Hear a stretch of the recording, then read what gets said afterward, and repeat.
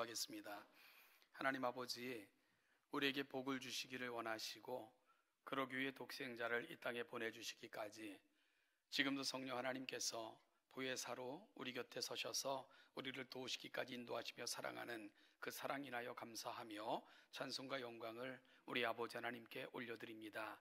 이 은혜를 받았으니 놓치지 않는 우리가 되게 하시고 우리를 통해 세상이 또 이 사랑을 경험하는 일에 귀하게 사용되어지는 복된 동천의 성도들 되게 하옵소서. 오늘도 말씀을 푯대 삼고 마음에 담고 살고자 합니다. 말씀을 들을 때에 깨닫게 하시고 우리 마음판에 새겨주시고 생각나게 하여 주옵소서. 감사드리며 예수님의 이름으로 기도하옵나이다. 아멘.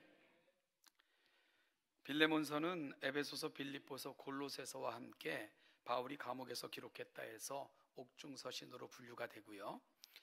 바울의 편지들 대부분은 교회에게 보낸 편지인 반면 빌레몬서는 몇몇 개인에게 보내진 편지 가운데 하나입니다. 그래서 개인적인 서신으로 분류가 됩니다.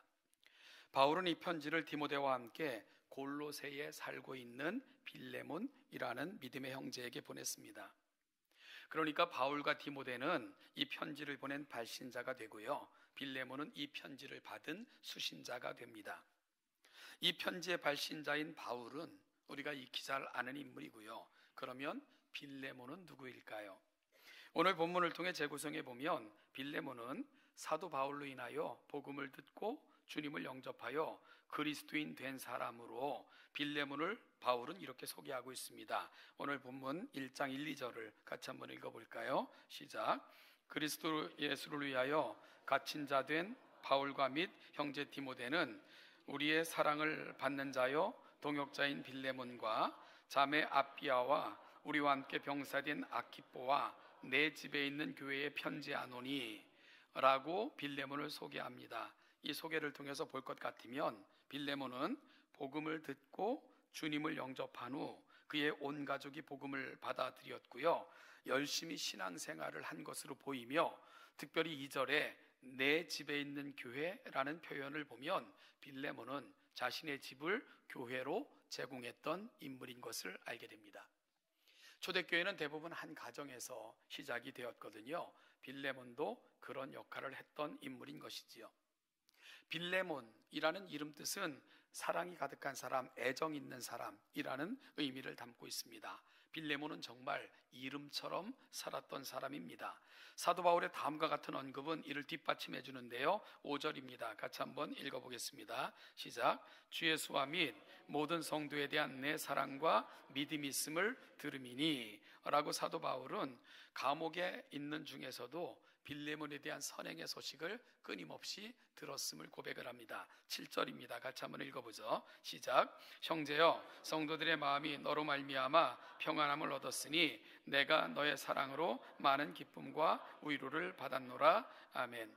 빌레몬은 정말로 성심껏 교회를 섬겼을 뿐만 아니라 또한 감옥에 있는 바울에게도 많은 도움을 줬던 인물입니다. 그래서 너로 말미암아 내가 많은 기쁨과 위로를 얻었다라고 고백을 하고 있는 거죠. 여러분, 빌레몬으로 인하여 교회는 많은 은혜를 받게 됐고요, 어떤 멀리 있는 사도 바울에게까지도 그 마음을 전했던 인물이 바로 빌레몬입니다. 그런 빌레몬을 그래서 사도 바울은 1절에서 우리의 사랑을 받는 자여 동역자인 빌레몬이라고 부르고 있는 거죠. 여러분, 교회 공동체는 친애하는, 그래서 이 본문을 보면 Dear 빌레몬, 그리고 또한 코워커라는 말을 사용하고 있는데요, 교회 공동체는 친애하는을 넘어서 코워커가 돼야 됩니다. 이것이 바로 교회가 함께 가야 될 방향입니다. 단순히 너와 나 친밀한 관계를 넘어 하나님 나라를 위해서 코워커, 즉 함께 일하는 동역자가 되어지는 것, 이것이 바로 하나님의 교회가 가야 될 방향인 거죠. 오늘 빌레몬은 사도 바울에게 나의 사랑하는 자여, 이를 넘어 하나님 나라의 거대한 동역자로 그렇게 소개하고 있는 것, 본문이 빌레몬을 소개하고 있는 방법이고요. 바로 이 마음의 감동을 담아 사도 바울이 보낸 편지, 그 편지가 바로 빌레몬서가 되는 거죠. 그러면 왜 사도 바울은 빌레몬서를 기록하게 되었을까? 즉 빌레몬서를 기록하게 되었을까는 좀 말이 안 맞고요, 왜 빌레몬에게 편지를 보내게 되었을까라고 질문하는 게 좀 옳겠죠. 사실 저는 빌레몬서를 설교에서 몇 번 언급한 적이 있습니다. 오늘 본문으로도 설교를 했었고요. 그런데 다시금 오늘 본문을 선택한 것은 우리가 나누고 있는 주제가 길 아닙니까? 따라서 길이라는 주제를 살피는 중에 오늘 본문에 등장하는 인물들이 보여주었던 그 울림이 제 자신에게도 너무나도 컸기 때문입니다.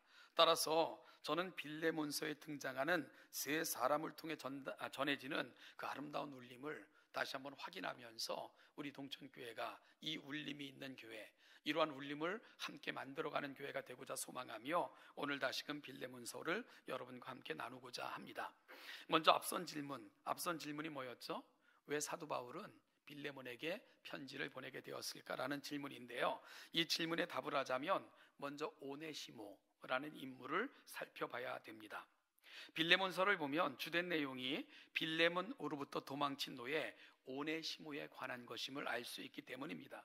바울은 빌레몬에게 오네시모를 그리스도 안에서 한 형제로 영접해 달라라고 요청하고 있고요. 오네시모를 자기의 선교 사역의 조력자로 다시 좀 파송하여 보내달라 하는 부탁을 하고 있는 것을 빌레몬서를 읽으면 알게 됩니다. 사도 바울은 왜 이런 부탁을 할 수밖에 없었을까요? 말씀드린 것처럼 오네시모는 빌레몬이라는 사람의 노예였습니다. 물론 그가 어디 출신인지 어떤 성품의 인물인지에 대해서는 성경에서 직접적인 언급은 없습니다. 단 성경 내용을 통해 우리가 짐작할 수 있는 것은요, 10절에 보면 갇힌 중에 낳은 아들이라는 표현을 통해서 바울과 오네시모의 만남은 감옥에서 이루어졌다는 것을 짐작할 수 있고요. 아들이라는 표현을 쓰는 것 보면 오네시모는 그 당시 나이가 많지 않은 젊은 사람이었다 하는 것을 유추받게 됩니다. 여러분, 아무리 감옥에서 복음을 영접하여 관계가 형성됐다 해도 나이 많은 사람들에게 아들이라 하는 표현을 사용하기는 쉽지 않지 않겠습니까? 그리고 18절 19절에서 그가 만일 너에게 불의를 하였거나 너에게 빚진 것이 있으면 그것을 내 앞으로 계산하라. 나 바울이 친필로 쓰노니 내가 갚으려니와 네가 이 외에 네 자신이 내게 빚진 것은 내가 말하지 아니하노라 라고 언급하고 있는 것을 보면 18절에 불의라는 말과 19절에 빚진 자라는 표현을 통해서요, 오네시모가 빌레몬에게 불의를 행했을 것과 그리고 또한 어떤 물질적 손해에 개입했을 것을 짐작할 수 있게 됩니다. 여러분, 이 과정에서 오네시모는 그 주인 빌레몬에게서 도주했으며 도주할 당시 주인에게 어떤 경제적인 손실을 입힌 상태였다 하는 것을 추측할 수 있게 되는 거죠. 사실 오네시모라는 이름 뜻은요, 유익한, 쓸모있는, 도움이 되는 이라는 이름 뜻입니다. 그래서 오네시모라는 이름은 그 당시 노예들에게 흔히 붙여졌던 흔한 이름이었다고 합니다. 하지만 그가 사도 바울을 만나는 시점에서 그는 이름처럼 산 사람이 아니라 쓸모없는 무익한 인생처럼 사도 바울 앞에 나타났고 그것이 바울과의 첫 만남이었을 것으로 우리는 추측할 수 있게 됩니다. 그런 사도 바울이 오늘 오네시모를 향해 펼쳐가는 그의 사랑, 오늘 빌레몬서를 통해서 그 사도 바울을 만나는 것으로 가슴 따뜻하고요, 이들이 만들어가는 이야기는 우리의 가슴을 벅차게 하는 것에 충분합니다.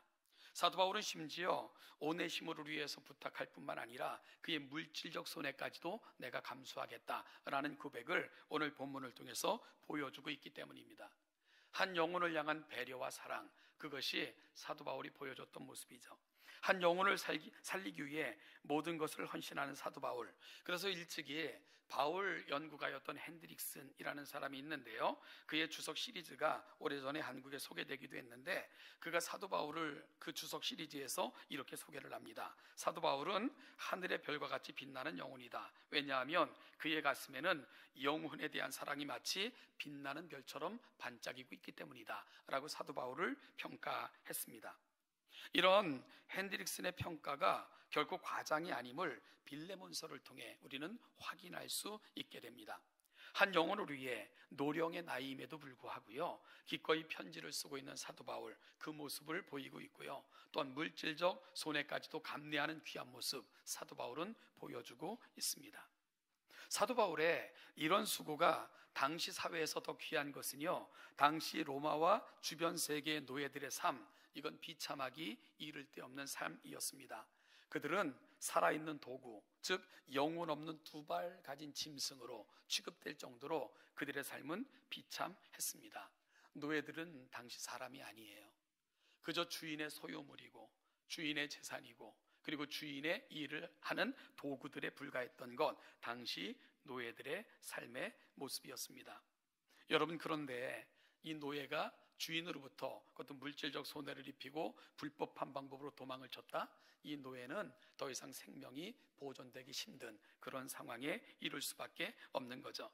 그래서 도망친 노예는 관습적으로 무조건 사형이었고요. 그렇지 않으면 심한 고문을 당하거나 사지가 절단되어 비참하게 남은 생애를 살아가도록 형을 받았다고 하고요.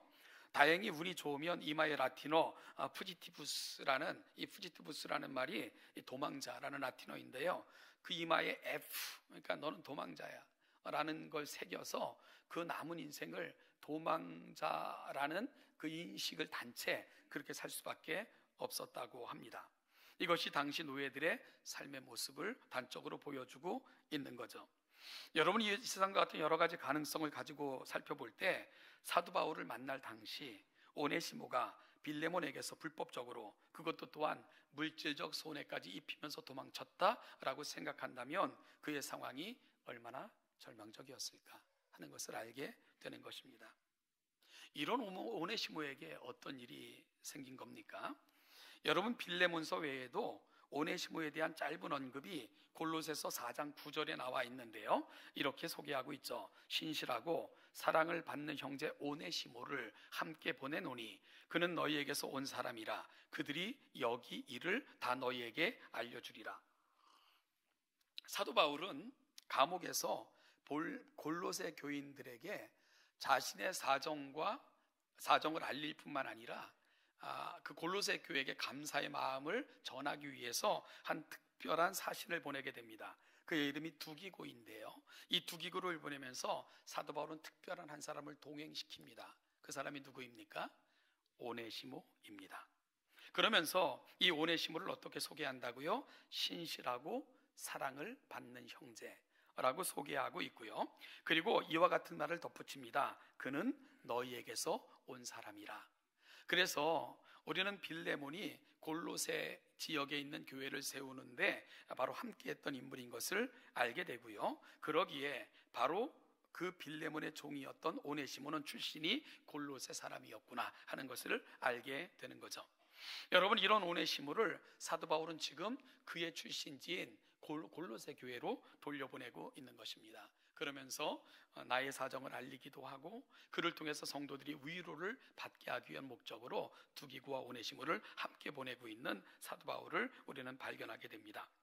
여기서 알 수 있는 것은 적어도 바울에게 있어 더 이상 오네시모는 주인에게 손해를 끼치고 도망간 노예가 아니었다는 사실이죠.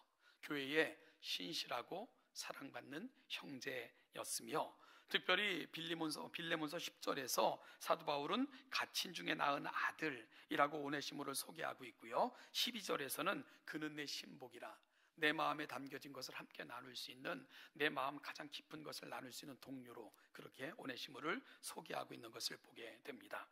여러분, 이제 오네시모는 도망간 노예의 신분을 넘어 이제는 교회에 사랑하고 신실한 형제가 되어 있는 거고요. 사도 바울에게 있어서는 그 마음을 나눌 수 있는, 없어서는 안 될 신부가 같은 의지로 그의 신분이 변화되어 있는 것, 오늘은 우리 성경을 통해서 이와 같은 것을 확인할 수 있게 되는 거죠. 하나님의 말씀이 갖고 있는 위력이죠, 그죠?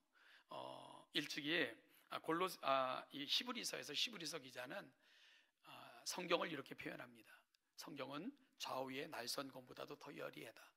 비록 좌우의 날선 검은 육체를 상해하는 것에 쓰일 수밖에 없지만 하나님의 말씀은 그 이상의 것을 찔러 쪼개는데 상해하기 위한 목적이 아니라 살려 영혼의 자유와 기쁨을 누리게끔 하나님의 말씀은 사용이 된다. 그러면서 하나님의 말씀의 능력을 소개한 적이 있죠. 그 말씀이 오네시모의 심령을 쪼갰고요. 그로 말미암아 치유되어 하나님 앞에 놀라운 일꾼으로 세워놓은 이야기, 그것이 바로 빌레몬서를 통해 확인할 수 있게 되는 것입니다. 사랑하는 여러분, 교회는 복음을 전하기 위해 이 땅에 세우신 하나님의 특별한 기관입니다. 그래서 세상은 우리를 통해 복음을 들어야 됩니다. 교회는 율법이 아닌 복음이 되어야 됩니다. 그러므로 말미암아 동천이라는 이름으로 모인 이 공동체를 통해 상처받고 지치고 상한 심령들이 치유되고 새롭게 세워지고 무익한 존재에서 유익한 존재로 바뀌어 하나님의 나라의 위대한 일꾼으로 탄생하는 감격, 교회는 끊임없이 이 놀라운 일들을 경험해내야 됩니다. 오늘 우리 안에서 또 다른 오네시모가 새롭게 하나님 앞에 세워지는 역사가 있어지는 그 사명을 감당하는 동천교회가 될 수 있기를 간절히 축복합니다. 오늘 또 다른 인물을 만나게 될 것입니다. 너무나도 잘 아는 인물, 사도 바울입니다. 오네시모가 어떻게 바울에게로 가게 되었을까? 사실 알 길이 없습니다. 그런데 학자들이 추측한 바로는 빌레몬과 함께 골로새 교회를 세운 에바브라라는 인물이 교회 소식을 가지고 로마에서 옥중 생활을 하고 있는 사도 바울에 오게 되었는데 그곳에서 오네시모를 만나지 않았을까라고 추측을 하는 거죠. 이 에바브라는 교회와 사도 바울을 오가며 중개자 역할도 하고 도움을 가져다 주기도 하고 사도 바울의 소식을 전달도 했던, 병이 들기까지 일을 감당했던 인물이 바로 에바브라였거든요. 여러분, 그가 이 로마 감옥에 갇혀 있는 사도 바울에게 이르렀을 때 오네시모를 발견하지 않았을까? 이 에바브라는 빌레몬과 함께 골로새 교회를 세운 사람이거든요. 그러니 그 집의 종이었던 오네시모를 알아봤을 것이다. 깜짝 놀랐을 것이다. 따라서 그는 그가 여기까지 이르게 된 연유를 알게 됐을 것이고, 또한 긍휼한 마음으로 이 오네시모를 사도 바울에게 소개했을 것이다 라고 학자들은 추측하기도 합니다. 그러고 아마도 이 오네시모의 사정을 딱하게 여긴 에베브라가 사도 바울에게 부탁하지 않았을까? 물론 이것은 성경에 나오는 기록은 아니고요, 추측을 한번 해보는 것입니다. 당시 말씀드린 것처럼 로마 법에서 주인에게서 도망친 노예는 결코 살아남을 확률이 별로 없었습니다. 왜냐하면 이것이 다른 노예들에게도 법이 돼야 된다 해서 아주 엄하게 다루었다고 기록은 말해주고 있기 때문입니다. 그런데요, 이 노예가 용서받을 수 있는 길이 있었는데 그 유일한 길이 뭐냐? 누군가가 이 노예를 실혼하여 주는 것입니다. 그 방법 중에 유력한 자가 노예의 주인에게 말함으로 말미암아 그 주인이 노예를 용서하게 한다면 그 노예가 신분이 회복될 수 있었는데 이것이 도망간 노예의 신분이 회복되는 유일한 방법이었다라고 전하고 있습니다.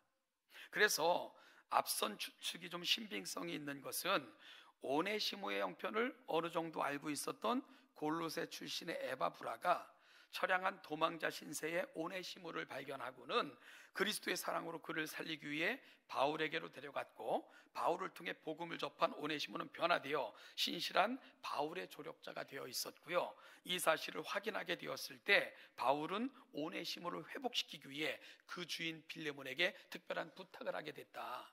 이 부탁을 통해서 오네시모의 신분이 회복되기를 원했던 것, 그것이 바로 빌레몬서가 기록되어졌던 이유다라고 추측해 보는 거죠.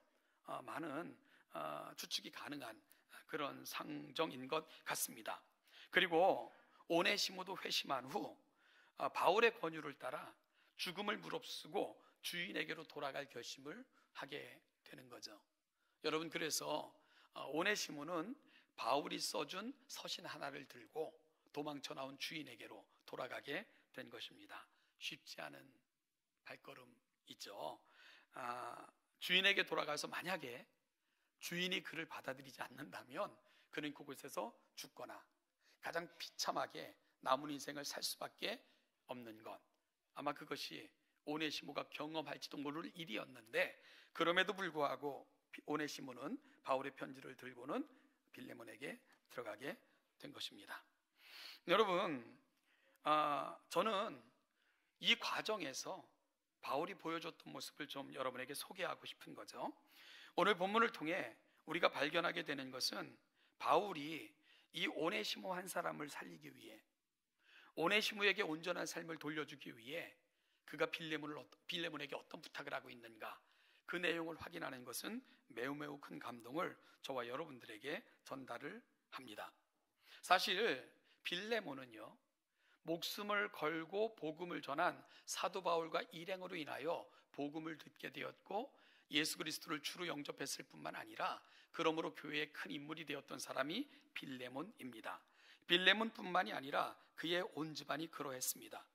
따라서 빌레몬은 바울에게 복음의 빚을 진 사람이고요. 그리고 그 당시 사도 바울은 교회의 중심적 사도 아니었습니까? 따라서 사도 바울의 영적 권위를 볼 때 빌레몬에게 뭔가를 부탁하거나 권면했다면 들어주지 않을 빌레몬이 아니었을 것입니다. 아니요, 명령해도 그 명령은 충분히 통했을 것입니다. 그럼에도 불구하고 바울은 빌레몬에게 그 어떤 명령을 내리지 않습니다. 지시하거나 또한 강압적으로 어떤 일을 처리하라고 그렇게 말하고 있지도 않습니다. 자, 그러면 오네시모 한 사람을 위해 사도 바울이 보여줬던 수고의 흔적을 한번 성경을 통해 따라가 볼까요? 8절부터 10절입니다. 같이 한번 읽어보겠습니다. 8절부터 10절입니다. 이러므로 내가 그리스도 안에서 도리어 사랑으로서 간구하노라. 나이가 많은 나 바울은 지금 또 예수 그리스도를 위하여 갇힌 자 되어 갇힌 중에서 낳은 아들 오네시모를 위하여 네게 간구하노라. 어떤 모습이 보이죠? 마땅히 명할 수 있지만 그러하지 않는다. 그러면서 겸손하게 부탁하고 또 간청하고 있는 사도 바울의 모습을 오늘 본문은 보여주고 있습니다. 이러한 바울의 수고는 계속돼요. 14절 같이 읽죠. 다만 내 승낙이 없이는 내가 아무것도 하기를 원하지 아니하노라. 이는 너의 선한 일이 억지같이 되지 아니하고 자의로 되게 하려 함이라. 이걸 가리켜 뭐라고 표현하면 좋을까요? 배려입니다. 바울은 사도로서 권위를 행사하기는커녕 오히려 간청하고 있습니다. 그리고 바울이 이렇게 한 까닭은 오네시모를 믿음 안에서 용서하고 회복시키는 일이나 그리고 복음을 위한 귀한 조력자가 되는 것, 그 모든 공이 빌레몬에게 돌아가기를 소원했던 것입니다. 너에게 속한 자 아니냐? 내가 빌레몬을 안 것보다 너에게는 얼마나 더하리야. 그래서 부탁하니 이 모든 일이 너의 좋은 뜻, 선한 일로 그렇게 이 일이 진행되기를 간절히 소망한다. 바로 그것이 빌레몬에게 부탁하고 있는 사도 바울의 마음입니다. 또 하나 볼까요? 18절입니다. 같이 읽죠. 그가 만일 내게 불의를 하였거나 내게 빚진 것이 있으면 그것을 내 앞으로 계산하라. 뭐라고 부를까요? 희생입니다. 여러분, 사도 바울의 이 복음 전도 당시 그의 집안이 어떻게 되었을지 잘 몰라요. 그런데요, 사도 바울의 집안은 가난한 집이 아니었습니다. 다수에서 성공한 그런 사업가 집안이었고요. 그 당시 많은 유대인들은 장사를 통해 부를 축적했거든요. 그리고 아들을 유학까지 보낼 정도였으면 그의 가정이 가난하다 말할 수는 없죠. 그것이 사도 바울에게 어떤 영향을 줬을지 모르겠지만 어쨌든 사도 바울은 오네시모가 너에게 진 빚이 있다면 다 내게로 돌리라. 내가 갚아주겠다 라고 이야기하고 있는 것, 사도 바울이 오네시모를 얻기 위해 빌레몬에게 하고 있는 부탁입니다.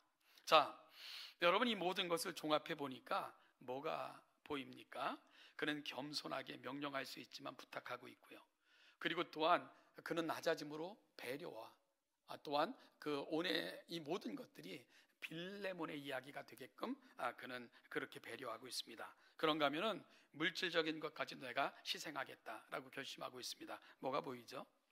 주님이 보이지 않습니까? 바로 성육신 하신 주님.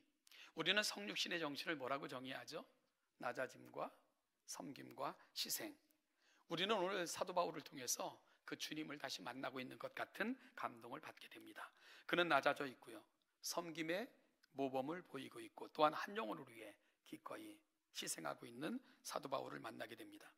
주인에게 손해를 끼치고 도주한 죽어 마땅한 한 사람의 노예를 위해 사도 바울이 보여주고 있는 이러한 자기 희생, 권면, 간청, 여러분 당시 사회에서는 너무나도 파격적인 행동이었을 것입니다. 그럼에도 불구하고 사도 바울의 가슴에 깃든 복음, 그 위대한 정신, 그것이 바로 이와 같은 일을 가능하게 만들고 있는 거죠. 사도 바울은 어찌 보면 나이가 들어갈수록 주님을 닮아가는 성숙한 신앙인의 모습으로 성장해 갈 수 있음을 곳곳에서 확인하는 것도 성경을 통해 확인하는 너무나도 감동적인 사실입니다. 나이가 들면 자신의 얼굴에 책임을 져야 한다고 하죠. 여러분, 오늘 나는 시간이 지날수록 주님을 닮아가고 있는가? 세상은 나를 통해 또 주님을 보고 있는가? 나를 만나는 사람들은 내 속에서 그리스도의 흔적을 발견하고 있는가? 오늘 사도 바울의 이야기를 통해 나는 어떤 사람인가? 한번 돌아볼 수 있는 귀한 이 아침이 될 수 있기를 간절히 소망합니다. 마지막으로요, 우리는 이 편지의 수신자이며 어찌 보면 모든 것의 키를 쥐고 있는 인물인 빌레몬을 만나려고 합니다. 먼저 질문 하나 할까요? 예전에도 한번 이런 질문 했던 것 같아요. 여러분, 사도 바울의 편지를 들고 오네시모가 어디를 향해 가고 있죠? 빌레몬, 도망쳐 나온 주인에게 그의 발걸음을 돌이켜요. 한 걸음 한 걸음 얼마나 무거웠겠어요? 얼마나 힘들겠습니까? 도망가고 싶은 유혹도 생길 수 있었겠죠. 그런데 오네시모는 빌레몬에게 도달했을까요? 아주 쉽게 No, yes. 빌레몬은 이 오네시모를 용서하고 영접했을까요? 네, OS가 무슨 뜻인지 잘 모르셨나 봐요. 아니면 험하게 그를 처리했을까? 자, 만약에 빌레몬이 오네시모가 빌레몬에게로 안 갔다, 중간에 샜다, 갔는데 빌레몬이 용서하지 않았다, 그럼 우리는 빌레몬서를 가질 수가 없습니다. 우리는 빌레몬서를 읽을 수가 없어요. 그리고 교회 역사에서 빌레몬도 오네시모도 사라졌을 것입니다. 오늘 빌레몬서를 읽고 있다는 것, 이 모든 감동이 저 여러분들에게 전해지고 있는 것입니다. 그래서 성경 한 권 한 권 속에는 이 놀라운 이야기들이 숨어 있는 거예요. 단순하게 하나님께서 진공 상태에서 이게 내 뜻이야 라고 기록하여 던져놓은 게 아니고, 성경 한 권 한 권 속에는 엄청난 이야기들, 그리고 그들이 우리에게 전달하는 울림, 이 가득한 이야기들, 그것이 바로 한 권 한 권 성경이 갖고 있는 가치들입니다. 여러분, 오네시모는 빌레몬을 향하여 어렵고 힘든 걸음이지만 그럼에도 불구하고 사람에게 대한 용서가 하나님 앞에 나를 세울 수 있는 길임을 알았기에 그는 올곧게 오롯이 그 길을 걸어간 것입니다. 그리고 그는 빌레몬을 만난 거죠. 아마 빌레몬은 오네시모를 가슴으로 끌어안았을 것입니다. 뜨거운 눈물이 마치 누가복음 15장에 아들과 아버지가 만나는 순간 이루어졌던 그 감동이 아마 오네시모와 빌레몬 사이에도 이루어졌을 것입니다. 그렇게 해서 빌레몬서는 오늘 저와 여러분들에게 이 아름다운 이야기로 다시금 다가오게 된 것이지요. 이 성경이 오늘 우리에게 전달된 역사, 이게 그렇게 쉬운 역사가 아닙니다. 여러분, 성경이 기록된 순간부터 하나님의 말씀이었지만 이것이 오늘 66권으로 결정되기까지는 수없이 많은 사람들이 피를 흘렸고요. 그렇게 해서 66권이 정경으로 결정되어 오늘 저와 여러분들은 이 놀라운 성경을 갖게 된 것입니다. 그런데요, 그 정경으로 결정되는 과정에서 논의되고 어떤 숱하게 많이 정경으로도 제외되려는 시도들이 있었던 성경들이 있어요. 야고보서가 그랬고요, 요한계시록조차도 요한의 글로 인정이 안 됐던 그런 시대들이 있었습니다. 그럼에도 불구하고요, 그 성경들이 성경이냐 아니냐, 정경으로 포함시킬 것이냐 아닐 것이냐를 놓고 싸울 때도 여지가 없이 정경으로 받아들여졌던 성경이 있습니다. 빌레몬서는요, 논쟁의 여지가 없이 하나님의 말씀으로 받아들여졌던 성경이 빌레몬서입니다.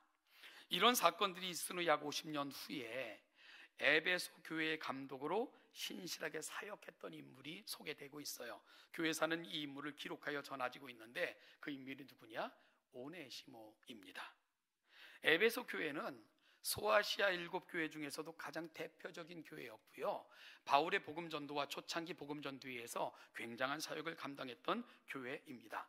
그런데 도망친 노예 출신의 오네시모가 바로 이 소아시아의 가장 대표적인 교회에서 신실하게 사역했다는 그 역사를 교회사는 전달하고 있는 거죠. 죽음의 그림자를 짊어지고 평생 도망자 신세로 처절한 삶을 살아야 했던 오네시모, 하지만 그는 그 비참한 인생의 밑바닥에서 예수 그리스도를 만나게 되었고요, 새로운 피조물이 되어 복음의 위대한 사역자로의 삶을 살아갈 수 있게 된 것입니다. 여러분이 모든 이야기는 어떻게 쓰여지게 되었을까?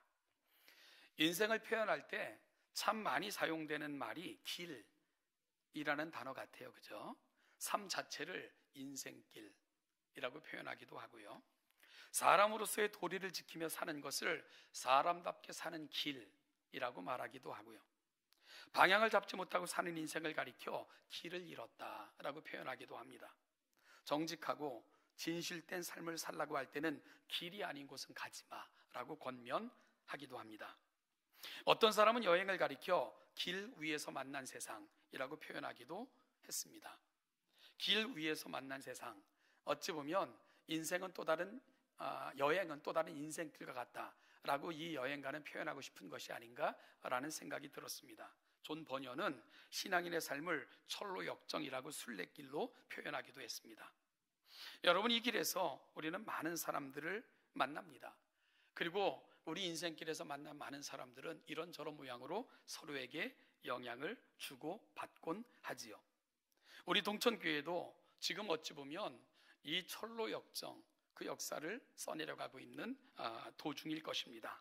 우리는 지금 하나님께로 가는 그 길을 걷고 있는, 그 속에서 만난 공동체가 바로 동천교회이거든요.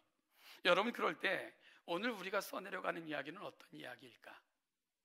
길에서 만난 세상, 철로 역정에서 우리가 만나 써내려가는 이야기는 어떤 이야기일까?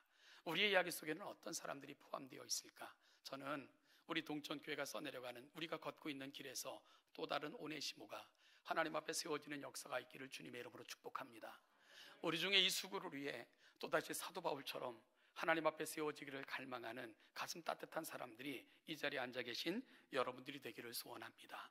여러분, 누군가를 가슴으로 안았기에 그 따뜻한 이야기가 오늘 우리에게 전달될 수 있었고, 그렇게 그 모진 가장 어려운 시대 속에서도 성도들을 위로하고 누군가에는 큰 희망이 됐던 빌레몬과 같은 사람들이 이 자리에 앉아 계신 저와 여러분, 우리 동천교회가 되기를 소원해요. 그래서 우리가 만들어가는 이야기, 또다시 이 길 속에서 수없이 많은 감동적인 이야기가 쓰여져 또 다른 사람들에게 빌레몬서처럼 전달되는 우리 동천교회 이야기가 되기를 주님의 이름으로 축복합니다. 기도하겠습니다. 하나님 아버지, 감사합니다. 오늘 또다시 우리를 이 자리로 불러주셔서 한 주를 시작하게 하셨습니다. 하나님의 사람들이 만들어간 이야기, 그 이야기 속에서 만나는 사람들, 그리고 그 속에서 이루어가셨던 하나님의 역사, 오늘 들으며 시작을 합니다.